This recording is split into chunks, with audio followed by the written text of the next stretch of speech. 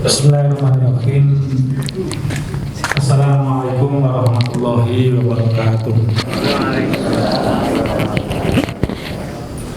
Alhamdulillahirabbil alamin. Hamdan katsiran kama amar. Asyhadu an la ilaha illallah wahdahu la syarikalah wa asyhadu anna Muhammadan abduhu wa rasuluh. Allahumma sholli wa sallim wa barik ala sayyidina Muhammadin wa ala ali sayyidina Muhammad wa ba'du. Dumateng panjenenganipun para ustad ingkang dinten dalu jinaket Gusti sinanding kitab suci, wabil khusus dumateng panjenenganipun Ustaz Sarjo, dumateng panjenenganipun para jamaah kakung Sumawana Putri ingkang satu kawula hormati. Sumangga ingkang kaping sepindah tansah sesarengan kawula dherekaken ngaturaken puji syukur dumateng ngarsa dalem Allah Subhanahu wa taala ingkang sampun maringaken kathah nikmat dumateng kita, nikmat iman, nikmat Islam, nikmat ukhuwah, nikmat kesehatan, nikmat umur panjang. Mugi-mugi kanthi tambahipun nikmat kala wau kita saged tansah nyaketaken gesang kita dumateng ngarsa dalem Allah. Boten ketalumben selawat dan salam kita tansah kunjuk dumateng junjungan kita Rasulullah Muhammad sallallahu alaihi wasallam. Mugi-mugi kita sedaya mangke dipunakeni pinangka umatipun pinaringan syafaatipun. Allahumma amin. Tema kali ini adalah al-muqawimatu athiqatu bin nasr. Menawi dipun artikaken nggih menika pilar-pilar atau syarat-syarat yang menumbuhkan kepercayaan akan datangnya pertolongan Allah. Para jamaah, bahwa setiap hari minimal 17 kali kita memohon kepada Allah Subhanahu wa taala untuk ditunjukkan menempuh jalan yang lurus. Ihdinas siratal mustaqim, siratal ladzina an'amta 'alaihim, yaitu jalannya orang-orang yang telah Engkau beri nikmat. Yang dalam Al-Quran surat An-Nisa 163 dikatakan bahwa jalan yang lurus itu adalah jalan yang ditempuh oleh al-anbiya wal mursalin wasiddiqin wassolihin. Artinya jalan orang-orang yang telah Engkau beri nikmat itu maknanya, ya Allah, tunjukkanlah kepadaku jalan yang lurus, yaitu jalan yang telah ditempuh para nabi, para rasul, orang-orang yang sidq, dan orang-orang yang beramal soleh. Itulah makna an'amta 'alaihim, yaitu jalannya orang-orang yang telah Engkau beri nikmat. Nah, coba monggo kita galih. Jalan apa yang ditempuh oleh para nabi? Jalan apa yang ditempuh oleh para rasul? Jalan apa yang ditempuh oleh para siddiqin? Jalan apa yang ditempuh oleh orang-orang solihin? Kalau kita mencermati bersama, maka keempat kelompok manusia yang mulia ini menempuh satu jalan, yaitu thoriqud dakwah, jalan dakwah. Jalan dakwah, karena memang dakwah ini merupakan proyeknya Allah. Dakwah ini merupakan proyeknya Allah. Para dai itu adalah pekerja, ya. Dan Allah Subhanahu wa taala adalah pemilik daripada proyek itu. Artinya orang-orang yang menjadikan dakwah ini sebagai jalan hidupnya, berarti dia bekerja kepada Allah, ya. Dan pasti kita meyakini bahwa Allah itu tidak pernah ingkar janji, ya. Maka kita sebagai pekerja Allah, sebagai pekerjanya Allah yang berjuang di jalan dakwah ini harus thiqah, harus yakin, harus meyakini bahwa kita nanti di ujungnya happy endingnya adalah pasti mendapatkan nasrullah, apa? Pertolongan Allah. Lah, ini loh, ini yang perlu kita miliki, keyakinan akan datangnya pertolongan Allah ini penting sekali. Ya. Karena nyuwun sewu, hari ini ada sebagian aktivis dakwah, aktivis Islam yang ada sedikit ngelokro, ya. Tatkala dakwah yang diperjuangkannya itu tidak kunjung mendatangkan apa? Kemenangan. Nah, itu. Padahal nyuwun sewu, manusia suci, manusia super, ya. Seperti Rasulullah Muhammad SAW saja untuk bisa mencapai nasrullah, pertolongan Allah, dalam arti memiliki suatu tamkinud daulah, mendirikan negara di Madinah, itu prosesnya panjang, sekitar 23 tahun. Itu Rasulullah, Rasulullah, manusia super, manusia suci, manusia yang sangat dekat dengan Allah, paling dekat. Itu saja untuk mencapai tamkinud daulah, mendirikan negara di Madinah, itu butuh waktu berapa? 23 tahun lagi. Lah kita ini apa? Ya. Kita ini di hadapan Allah Subhanahu wa taala apa mencukupi untuk menduduki sebagai orang yang diberikan kedudukan yang sangat dekat. Kita ini terus terang kalau mau berkaca kepada diri kita sendiri, kedudukan kita dengan Allah tuh masih nyun sewu, awake iki kakean dosa terus terang. Awake dhewe terus terang kakean dosa. Nah, sehingga kalau dalam perjuangan katakanlah baru 7 tahun ataupun 8 tahun kon ujuk-ujuk menang. Menang kondi. Wong ora yakin, banyak perjuangan kan tidak yakin. Orang-orang yang berjuang menegakkan dakwah pun tidak yakin bahwa ini pasti akan berakhir dengan kemenangan. Kalau kita tidak yakin kepada akan datangnya pertolongan Allah, bagaimana pertolongan itu akan didatangkan Allah kepada kita? Inna abdi ba'di dhani, sesungguhnya saya bergantung bagaimana prasangka hambaku kepada diriku. Kalau dia berprasangka baik kepadaku, ya kebaikan kuberikan. Tapi kalau kita ini tidak memiliki keyakinan bahwa dalam perjuangan ini Allah akan memberikan pertolongan, maka pertolongan itu tidak akan mungkin datang. Maka syarat pertama agar kita mendapatkan adalah menumbuhkan keyakinan akan datangnya pertolongan Allah. Loh, awake dhewe niku pun dijanjeni Gusti Allah dengan pirsani wonten Quran surat Ar-Rum ayat 47. Wa kana haqqan alaina nasrul mu'minin. Dan adalah kewajiban kami Allah untuk memberikan pertolongan kepada orang-orang yang beriman. Itu janji Allah nggih. Wa kana haqqan alaina nasrul mu'minin, dan menjadi kewajiban kami Allah untuk memberikan pertolongan kepada orang-orang yang beriman. Panjenengan yakin apa mboten Bapak Ibu? Yakin apa mboten? Nah, tenane. Ya. Lah ini janji Allah. Ya. Tidak akan mungkin Allah itu meleset dari janjinya, tidak mungkin. Wa kana haqqan alaina nasrul mu'minin, dan menjadi kewajiban kami Allah untuk memberi pertolongan kepada orang-orang yang beriman. Rasulullah Muhammad SAW dalam etapa perjuangan beliau menempuh jalan dakwah, ada periode ketika beliau berdakwah di Madinah, ada peperangan besar yang namanya Perang Kondak. Perang Kondak itu perang apa? Parit. Disebut juga dengan Perang Ahzab, perang sekutu. Karena apa? Karena kekuatan kafir itu bersekutu, ya, bersekutu. Semua suku-suku yang ada di Jazirah Arab sampai Raja Ghassan dari Yaman itu bersekutu, ya, untuk menghancurkan dakwah Islam yang sedang dirintis Rasulullah di Madinah. Jumlah pasukannya pada waktu itu sekitar 30.000 pasukan. Bayangkan 30.000 pasukan mengepung Madinah, ya, akan menyerang Madinah. Ya. Dan pada waktu itu kekuatan umat Islam di Madinah tidak kurang dari 7.000, hanya 7.000. Bagaimana pasukan yang jumlahnya 7.000 harus berhadapan dengan pasukan yang jumlahnya 30.000 dan gabungan berbagai macam suku. Ya. Untunglah Allah Subhanahu wa taala memberikan pertolongan dengan ide dari Salman Al-Faris, ya, Salman Al-Farisi, Salman yang berasal dari Persia, yang berpendapat, ya Rasulullah, kalau kami menghadapi kondisi seperti ini, maka yang kami lakukan adalah membuat parit mengelilingi kota kami, sehingga dengan parit itu tidak ada kesempatan musuh untuk memasuki kota kita, Madinah.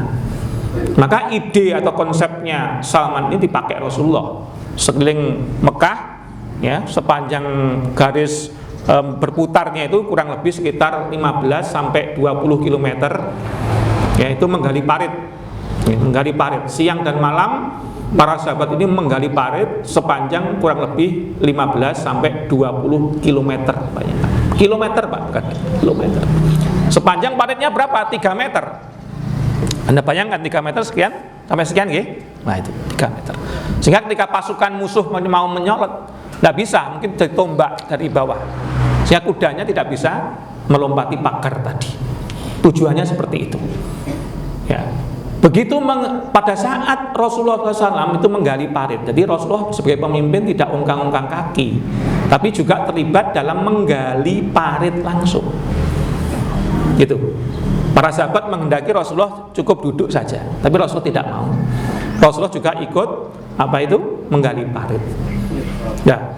Pada saat kondisi mencekam, bahkan dalam menggali parit itu Bapak pernah para sahabat ini pasokan konsumsinya itu habis 3 hari tidak makan. Coba bayangkan, menggali parit yang panjangnya 20 km, selebar 3 meter, 3 hari tidak makan, hanya minum saja. Anda bayangkan. Kemudian dia berada pada ketakutan karena musuh jumlahnya 30.000 pasukan akan menghancurkan Madinah. Kalau panjenengan menghadapi situasi seperti itu bagaimana? Panik enggak? Panik enggak? Panik Pak. Wong karo Covid panik ya. Ora ketok. Nah ini, panik. Para sahabat juga panik. Dan seolah-olah bumi ini sangat sempit. Saking paniknya. Pada saat menggali parit itulah timbul suatu hal yang luar biasa, di mana para sahabat pada waktu itu menemui suatu batu yang berwarna hitam, yang berapapun kali itu dipukul batu itu tidak bisa dihancurkan. Gitu. Sehingga sahabat menyerah, cuma menghadap dari Rasulullah, ya Rasulullah ini ada batu besar, tapi tidak bisa kami hancurkan. Ya, maka Rasulullah langsung mengambil palu dengan menyebut asma Allah, maka palu itu dipukul. Ya. Pada pukulan pertama keluar cahaya biru, ya, cahaya biru. Ya. Dari pukulan pertama palunya Rasul keluar cahaya biru mengarah ke timur. Ya. Dan pada pukulan kedua, ya, keluar cahaya merah mengarah ke barat. Itu. Maka pecahlah batu itu. Maka Rasulullah SAW bertanya kepada para sahabat tadi, apakah kamu tadi melihat 2 cahaya? Iya ya Rasulullah, kami melihat 2 cahaya, yaitu warna biru ke arah timur, warna merah ke arah barat. Tahukah engkau apakah maksud dari itu? Jibril telah memberikan kepadaku berita gembira kepadamu sekalian, bahwa nanti kamu akan menaklukkan Romawi, dan kamu akan mampu menaklukkan Persia.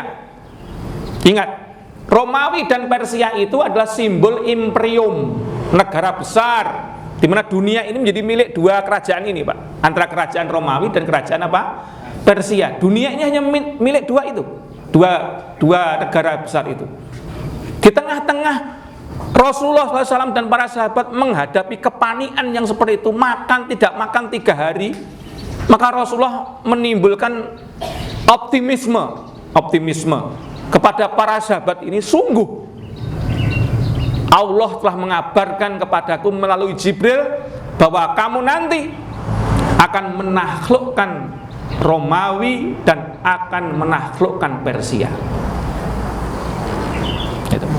Itu Pak, karena yang bilang Rasulullah, ya. Maka para sahabat percaya, maka rasa lapar itu hilang, maka rasa capek itu hilang. Gitu loh. Sampai akhirnya kemudian Allah Subhanahu wa taala memporak-porandakan pasukan Ahzab ini, sekutu ini dengan terpaan angin topan, ya.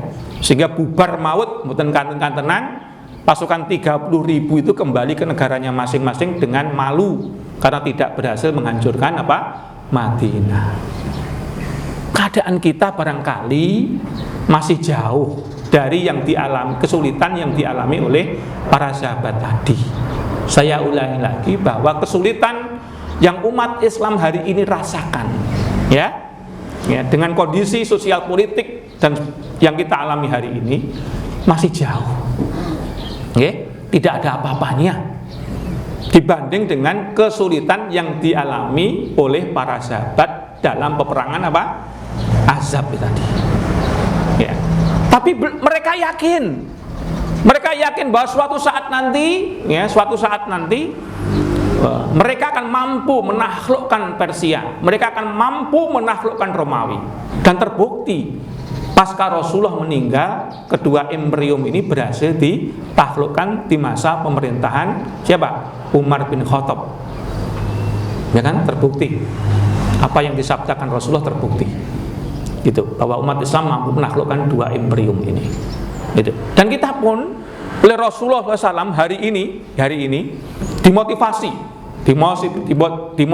Rasulullah, ditumbuhkan semangat akan datangnya pertolongan Allah itu dengan Rasulullah mengatakan dalam kitab Sahih Bukhari-nya, dalam Sahih Imam Ahmad-nya, Rasulullah mengatakan tidak akan pernah terjadi hari kiamat sebelum kamu menaklukkan kotanya Heraklius dan kotanya Paus. Itu tidak akan pernah terjadi hari kiamat sebelum kamu umat Islam berhasil menaklukkan kotanya Heraklius dan kotanya Paus. Ya. Maka para sahabat bertanya, ya Rasulullah, dari dua kota itu mana dulu yang kami taklukkan? Kotanya Heraklius. Heraklius siapa? Siapa? Kaisar Romawi Timur, Bizantium Timur. Ya, di mana? Konstantinopel, yang sekarang berganti nama menjadi Istanbul. Nah, ya kan? Dan terbukti bahwa kota ini ditaklukkan oleh Sultan Muhammad Al-Fatih kedua pada tahun 1453. Rasulullah bersabda tahun 580. Ya. Artinya abad ke-6 Rasulullah bersabda, abad ke-15 baru terbukti. Artinya janji Allah itu diwujudkan berapa abad Bapak Ibu? 8 abad. Jadi 8 abad setelah Rasulullah ngendika itu barulah umat Islam menaklukkan. Pemimpin yang menaklukkan itu kota ini adalah pemimpin yang terbaik, dan tentara yang menaklukkan ini adalah tentara yang baik. Konstantinopel kemudian dirubah namanya menjadi apa? Istanbul, kota Islam. Lama-lama menjadi Istanbul. Nah ini, ya inilah Turki sekarang. Ibu kotanya mana? Turki sekarang. Gitu. Dan ada satu lagi kota yang belum ditaklukkan sampai sekarang, kotanya Paus. Mana? Mana? Roma. Di negara mana?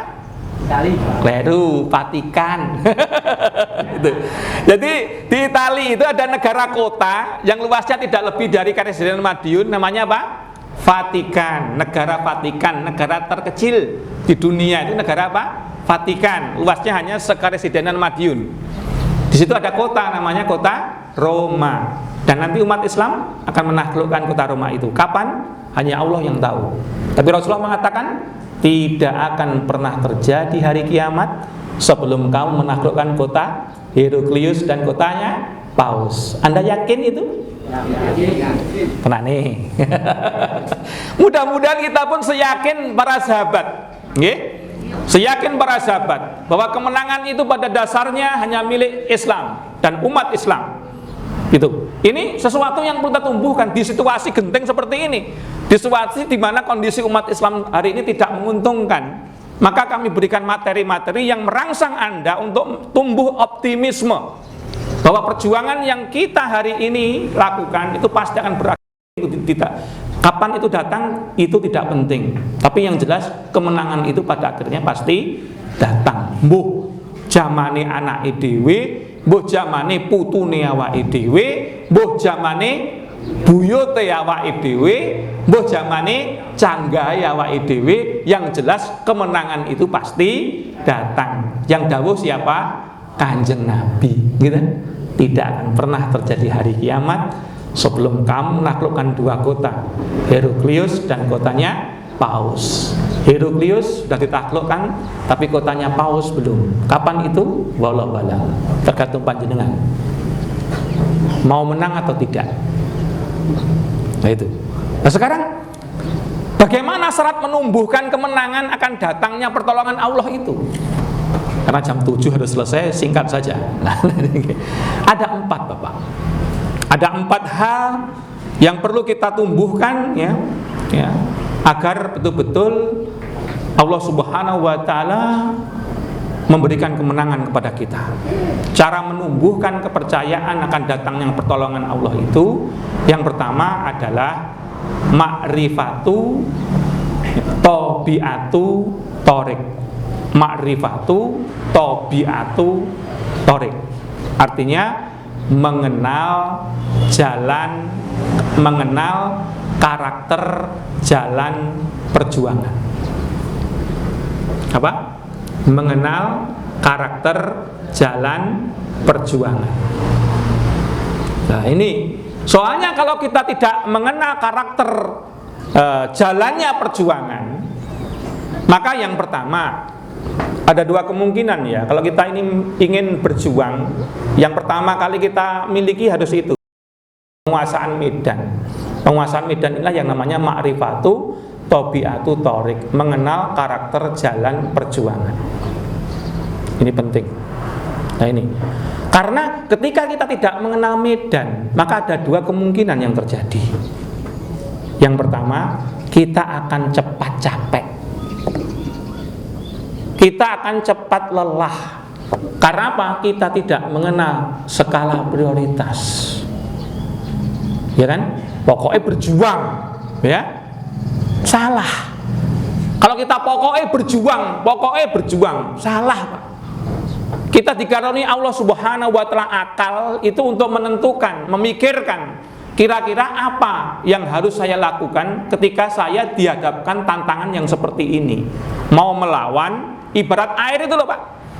Air itu pandai mensikapi bagaimana situasi dan kondisi yang dihadapi. Kalau dia menghantam suatu bendungan yang kuat, tidak bisa diterobos, maka ada 2 kemungkinan yang dia lakukan. Yang pertama, maka dia menyerap masuk ke dalam apa? Tanah, baru jedul lagi, ya kan? Itu. Atau yang kedua, dia menyusun kekuatan sampai berhasil jebol bendungan itu. Kenapa nggih? Itu. Ya.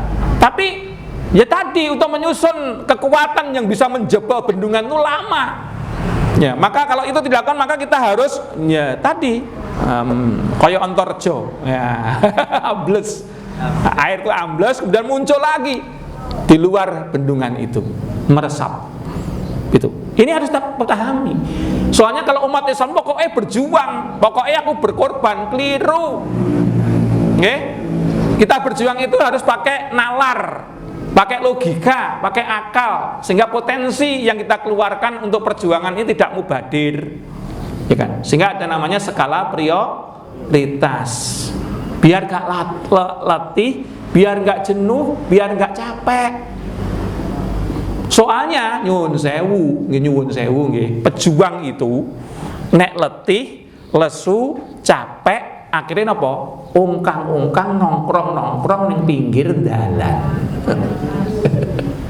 Kemudian dia malah suka berkomentar, suka menilai temannya yang masih istiqomah di paido niku kebanyakan itu. Nggih, pejuang itu kalau sudah letih, capek, ya, dan tidak yakin bahwa kemenangan Allah itu akan datang, maka dia di pinggir jalan ungkang-ungkang, lungguh-lungguh, delok pemandangan, sukani maido, ngrasani koncone sing istiqomah. Enten mboten niku? Tanya. Niki lho. Maka jangan sampai letih. Yang kedua, karena mungkin dia merasa malu dengan teman-temannya yang masih istiqomah, maka dia meninggalkan sedikit demi sedikit, undur diri dari jalan perjuangan. Nggih, undur diri dari jalan perjuangan, gak gelem ngaji neh, gak gelem kumpul karo koncone sing soleh maneh, gak gelem kumpul karo koncone sing istiqomah maneh, akhirnya dia mengalami futur, rasa malas, kemudian dia akhirnya adalah insilah. Apa insilah? Insilah terlempar dari orbit orang-orang soleh itu, terlempar dari lingkungan orang-orang soleh itu, akhirnya dia menjadi tasakut. Apa tasakut? Berguguran di jalan perjuangan. Ya, bergugurannya bukan gugur mati fisiknya, tapi mati mentalnya, Pak. Akhirnya justru dia memuja-muja, memuji-muji bangsa yang menjajahnya. Ngeten niki ten aktivis Islam enten mboten? Banyak. Nah, ini loh Bapak. Ini ma'rifatu tabiatu thorik, mengenal karakter jalan perjuangan. Lah, karakter jalan perjuangan itu ada 3. Nggih, karakter jalan perjuangan itu ada 3. Ben ayate ngertos nggih. Yang pertama adalah bahwa karakter jalan perjuangan itu adalah tulut torik. Tulut torik. Tulut torik itu maknanya adalah bahwa jalan perjuangan itu panjang. Jalan perjuangan itu panjang. Antara sabda Rasulullah menaklukkan kota Konstantinopel dengan terwujudnya penaklukan Konstantinopel atau Istanbul itu jaraknya 800 tahun, Pak. Gitu, 800 tahun. Padahal umur peradaban menurut Ibnu Rus itu sekitar berapa? 200 tahun, Pak. Umur peradaban nggih. Mojopahit niku umure nggur 200 tahun, Pak. Ya, rata-rata itu. Singosari niku umurnya 200 tahun, abad 12 sampai abad 13. Mojopahit abad 13 sampai abad 15, ya kan? 2 tahun, Pak. 2 abad itu umur peradaban itu rata-rata 2 abad. Indonesia baru berapa tahun, Pak? 70? Berapa? 45 dikurangi 2001 berapa? 76. Indonesia baru 76 tahun. Umur peradaban berapa, Pak? 200 tahun. Kurang berapa itu?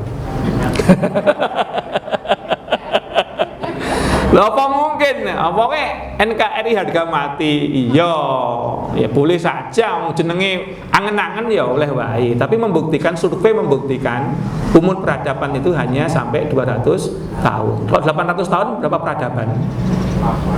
4 peradaban. 4 peradaban. Ya ini panjang, Pak, panjang. Nah, sehingga Allah mengatakan dalam Al-Quran surat Al-Ankabut ayat 2 dan 3, ya. Ahasiban nasu ayut roku ayakulu amanu wahum la yuftanun.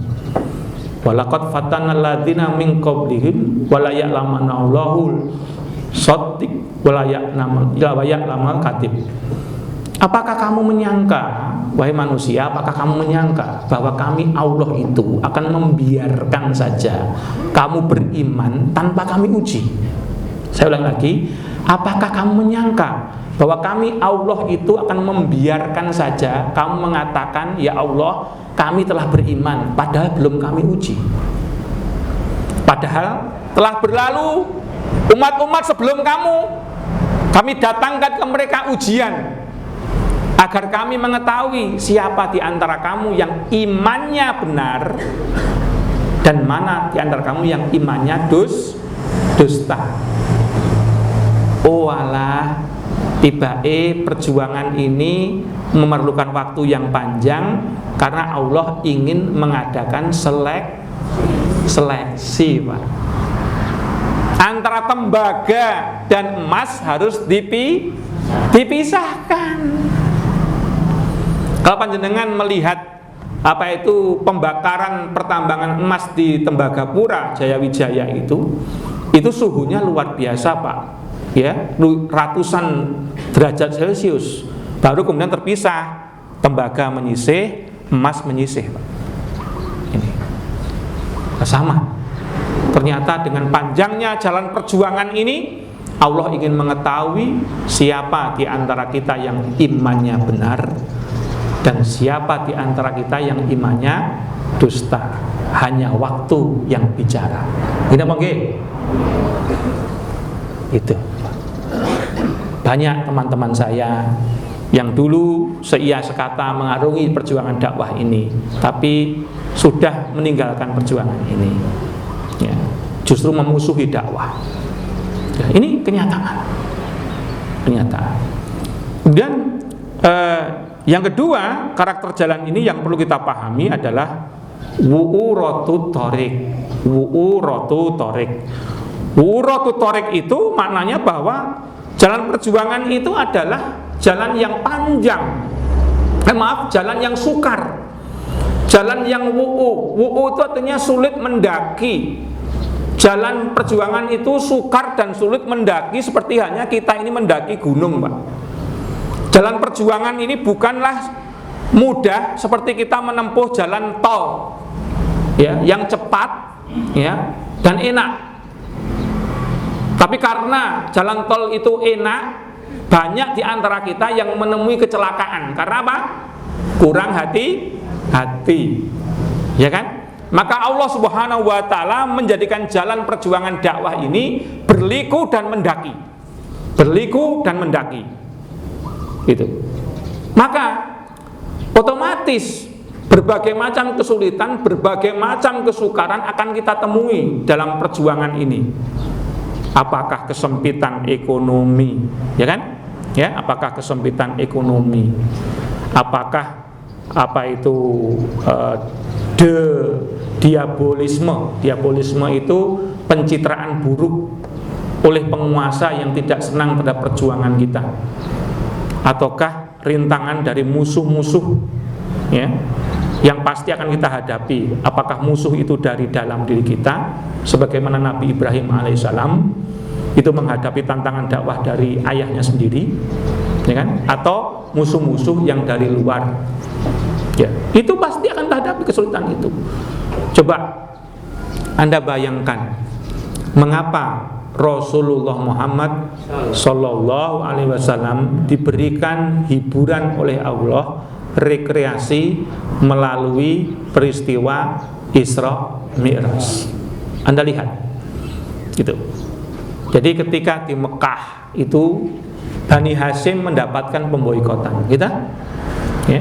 Hampir 3 bulan Bani Hashim itu diboikot, sehingga para sahabat dan masuk Rasulullah sendiri itu selama 3 bulan itu terpaksa karena konsumsi habis itu makan dari dedaunan yang kering dan kulit-kulit, ya, daging-daging yang tersisa di kulit-kulit kambing atau kulit-kulit unta itu.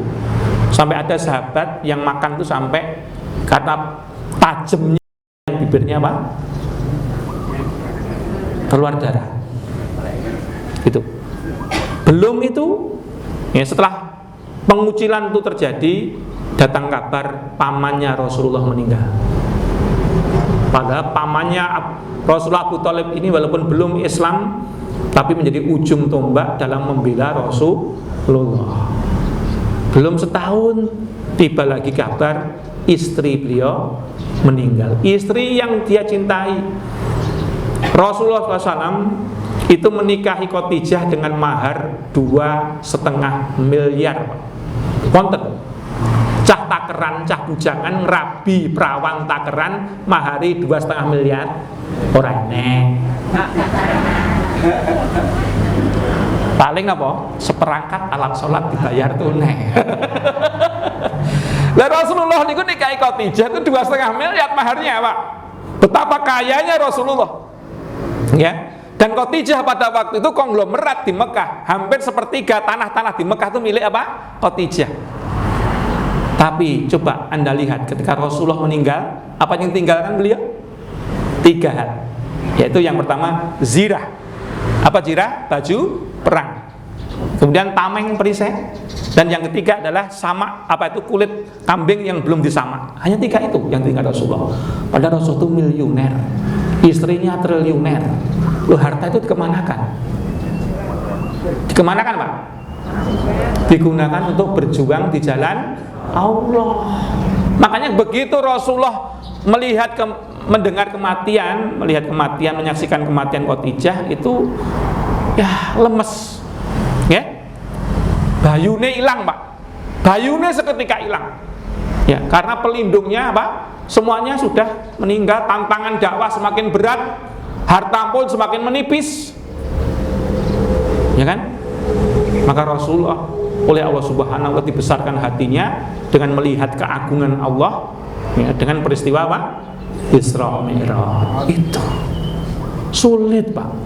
Kita akan menghadapi pengucilan, bahkan mungkin pengusiran, ya kan? Bahkan mungkin pemenjaraan, bahkan mungkin pembunuhan. Anda lihat itu Imam Ahmad bin Hambal, ya, Imam Ahmad bin Hambal, ya, sosok yang mampu berseberangan dengan penguasa waktu itu, Daulah Abbasiyah yang dikuasai Mu'tazilah, yang memaksakan paham bahwa Quran itu adalah makhluk, kan? Maka ada satu orang ulama yang berani menentang itu, namanya Imam Ahmad bin Hambal. Sampai beliau ini dipenjara hampir kurang 20 tahun Pak, di masa 4 khalifah. Baru di pemerintahan Al-Mu'tasim beliau dikeluarkan. Itu yang dihadapi orang-orang yang berjuang di atas jalan dakwah. Sulit Pak, sulit. Ini.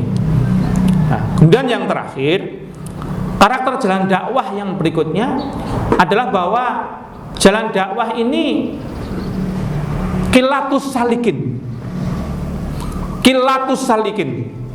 Kilatus salikin itu maknanya adalah para pengikutnya, orang-orang yang mau berjuang di atas jalan perjuangan ini sedikit Pak jumlahnya. Oke, sedikit.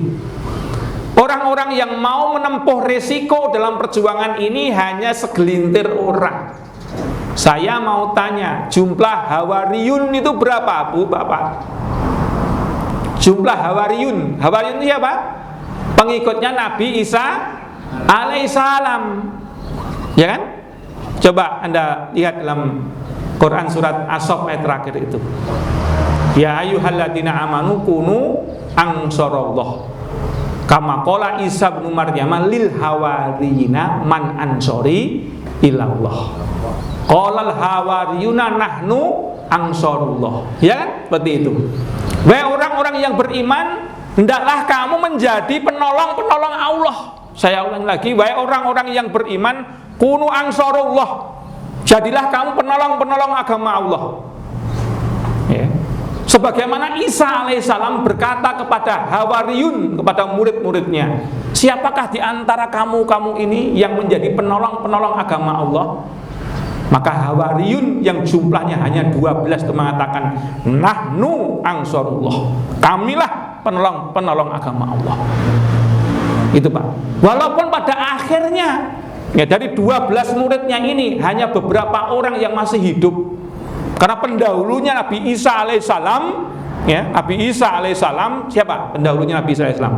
Nabi Zakaria dan Nabi Yahya itu mengalami kematian syahid. Ya. Nabi Zakaria, ya, Nabi Yahya dulu putranya Nabi Zakaria, Nabi Yahya tertangkap oleh tentara Romawi, dan pada waktu itu beliau langsung dieksekusi dengan cara beliau ditanam hidup-hidup, disisakan kepalanya, kemudian kepalanya dipecah jadi 2. Itu akhir kesahitan Nabi Yahya alaihissalam. Bapaknya tidak kalah pedihnya. Tatkala tentara Romawi itu mengejar mereka, maka Nabi Zakaria itu bersembunyi di dalam pohon. Hampir saja orang-orang Yahudi dan orang-orang Romawi tidak mengetahui, tapi ada salah satu pengikut Nabi Zakaria yang berkhianat, yang membocorkan persembunyian Nabi Zakaria. Maka begitu mengetahui di mana posisi Nabi Zakaria, maka seketika pohon itu ditebang menjadi 2. Sehingga apa efeknya Bapak Ibu? Efeknya apa? Nabi Zakaria pun terpotong tubuhnya menjadi 2. Itu loh Bapak. Itu seperti itu. Nah, ini juga sama terjadi pada Hawariyun, terjadi pada para pengikut Nabi Isa alaihissalam yang jumlahnya 12 itu. Mereka setelah itu dikejar-kejar kemana-mana, sampai kemudian mereka bersembunyi di gua-gua. Tuh. Selama kurang lebih masa-masa sulit itu berlangsung kurang lebih hampir 1 abad, Bapak Ibu. Sehingga sampai sekarang kita tidak pernah menemukan Bible yang asli. Ya, kitab Bible yang asli, Injil yang asli tidak kita temukan. Karena pada waktu itu 12 orang Hawariyun inilah ya yang dimusnahkan dulu. Nah, ini terjadi. Orangnya sedikit, Pak. Gitu. Awalnya dakwah Islam pun sama. As-sabiqunal awalun jumlahnya berapa? 11 orang. Yang ngaji di rumahnya Arkom, Darul Arkom itu loh berapa? 11 orang, Bapak. 1 orang wanita, yang 10 laki-laki. Hanya itu dulu. Cikal bakal Islam itu hanya Liko di rumahnya Darul Arkom ini. Jumlahnya berapa? 11 orang. Ini cikal bakal. Tapi Anda kan menyaksikan betapa 11 orang ini sekarang ini jumlahnya 1,8 miliar. Oke, umat Islam sekarang ini menjadi pemeluk agama yang terbesar di dunia. Itu kalau Protestan dan Katolik dibedakan, tidak dicampur. Gitu. Jadi 1,8 apa? Miliar. Itu dari mana, Pak? Dari berapa orang tadi? 11 orang. Berapa tahun masa dari 11 menjadi 1,8 miliar? Berapa tahun? Ini Rasulullah abad ke-6, ini abad 21. 21 dikurangi 6, 15 abad, sama dengan 1500 tahun. Anda sabar itu? Di tahun 3500 tahun. Ya ini ya. Jadi mungkin kita sudah tinggal tulang belulang, Ibu. Mungkin kita sudah memasuki dimensi ruang lain dalam barzah sana. Tapi arwah kita kan langgeng, ya kan? Sehingga kita bisa menyaksikan kemenangan itu. Mungkin canggah kita, atau mungkin keturunan kita yang kesekian-sekian. Tapi yakinlah dengan janji Allah ya dalam Quran surat Ar-Rum tadi, wa kana haqqan alaina nasrul mu'minin, dan adalah kewajiban kami Allah untuk memberikan pertolongan kepada orang-orang yang beriman. Yakin ya? Yakin. Walaupun mungkin ya hari ini kita menghadapi kondisi-kondisi sulit di negeri kita, berbagai macam bencana melanda kita, dari mulai erupsi sampai gempa, sampai air rob dan sebagainya. Di bulan-bulan antara Desember sampai Maret itu akan kita sering menyaksikan berbagai macam bencana. Di daerah kita sendiri di Wonoasri ada 4 desa yang luluh lantak karena puting beliung kemarin. Ya, tapi di sana yang lebih panas lagi di mana, Bu? Di Laut Cina Selatan, di Selat Malaka sudah ada 3 kapal induk nuklir milik Perancis, milik Inggris, milik Amerika Serikat, bersiap untuk sewaktu-waktu terjadinya peperangan besar memperebutkan cadangan minyak yang ada di Laut Cina Selatan. Bagaimana Indonesia? Belum bingung. Ini. Jadi kita tidak disibukkan dengan kondisi politik nasional saja, tapi tantangan kita itu luar biasa. Di seberang sana sudah menunggu peperangan yang besar, ya kan? Yang mungkin juga melibatkan kita sebagai sebuah bangsa. Ini tantangannya kok semakin besar toh. Lah inilah ya, kadar tantangan itu, besarnya pahala itu diberikan Allah sesuai dengan beratnya tantangan yang kita hadapi. Semakin berat tantangan yang kita hadapi, pahalanya semakin besar, insya Allah kalau kita sabar.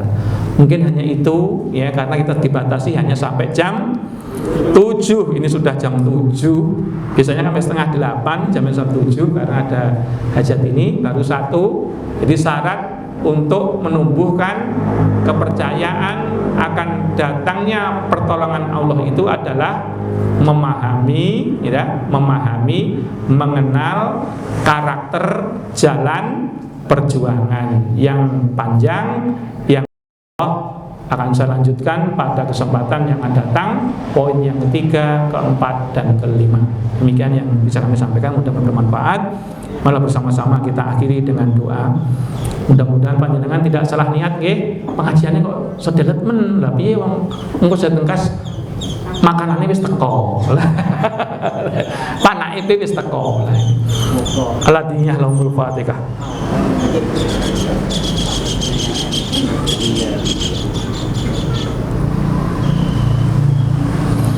Allahumma sholli wa sallim wa barik ala sayyidina Muhammadin wa ala ali sayyidina Muhammad bi rahmatika ya arhamar rahimin. Qulillahumma malikal mulki tu'ti mulka man tasha wa tanzi'u mulka mimman tasha wa tu'izzu man tasha wa tudhillu man tasha bi yadikal khair innaka ala kulli syai'in qadir. Tulijul laila fin nahar wa tulijun nahara fil lail wa tukhrijul hayya minal mayyit wa tukhrijul mayyita minal hayy wa tarzuqu man tasa'u bi ghairi hisab. Allahumma innaka ta'lamu anna hadil qulub qad istamat ala mahabbatik wa taqat ala ta'atik wa tawahadat ala da'watik wa tahadat ala nusrati syariatik fawathikillahumma rabbi totaha fawathikillahumma rabbi totaha fawathikillahumma rabbi totaha wa atimmudaha wahdiha subulaha wamlaha bin nurikal ladzi la yahbu wasrah suduraha bi faidil imani bik wa jamili tawakkuli alaik wa ihya'i bi ma'rifatik wa amidha ala sahadati fi sabilik wa amidha ala sahadati fi sabilik wa amidha ala sahadati fi sabilik. Allahumma ansuril Islam wal muslimin wa ahlakal kafirin wal musyrikin. Allahumma salimna Islam wal muslimin. Allahumma salimna Islam wal muslimin. Allahumma salimna Islam wal muslimin.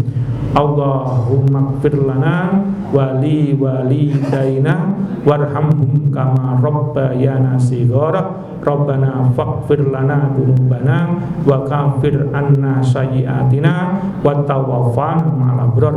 Rabbana hab lana min azwajina wa dzurriyyatina qurrata a'yun waj'alna lil muttaqina imama. Rabbana taqabbal minna innaka antas samiul alim wa tub 'alaina innaka antat tawwabur rahim. Rabbana atina fid dunya hasanah wa fil akhirati hasanah wa qina adzabannar. Subhana rabbika rabbil izzati amma yasifun wassalamu mursalin walhamdulillahi rabbil alamin. Al-Fatihah.